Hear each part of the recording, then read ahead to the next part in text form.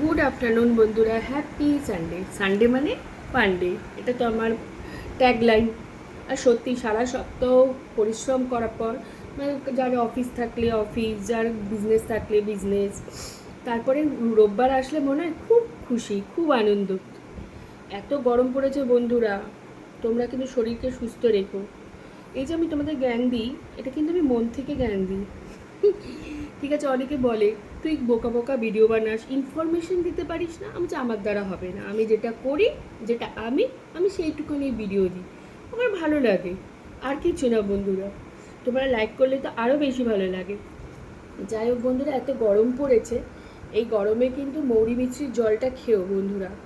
আর রাস্তাঘাটে যদি কোনো ডাব ফাব পাও, খেয়ে নিও।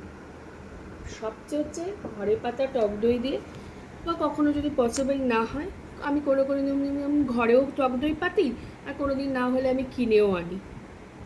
এই যে এরকম একটা রিফ্রেশিং লস্যি বানিয়ে ফেলো ঘরে। এই দেখো, এই দেখো, এটার মধ্যে কিন্তু জিরে গুঁড়ো আর একটু বিট নুন, তারপরে তোমার গন্ধরাজ লেবু, শসা, মানে খুব রিফ্রেশিং। তোমরাও কিন্তু ঘরে বানিয়ে ফেলো, ভালো লাগবে, খুব ঠান্ডা ঠান্ডা লাগবে। যাই হোক, আজকে আমার রান্না টান্না সব কমপ্লিট। এবার দুপুরবেলা বসে ভালো একটা মুভি দেখব। রান্নায় কি কি আছে দেখিয়ে দিই বন্ধুরা, অ্যাজ ইউজুয়াল। এই যে চিকেন কষা, আর এই যে আম ডাল, কাঁচা আম দিয়ে ডাল। কার কার ফেভারিট জানিও কিন্তু, আর কিছু খেতেই ইচ্ছা করছে না। আর এই যে অ্যাজ ইউজুয়াল ভাত, আর এই যে আম সত্ত্ব দিয়ে চাটনি, তার সঙ্গে ধনেপাতার পাঁপড়, মশলা পাঁপড়ও আছে বন্ধুরা।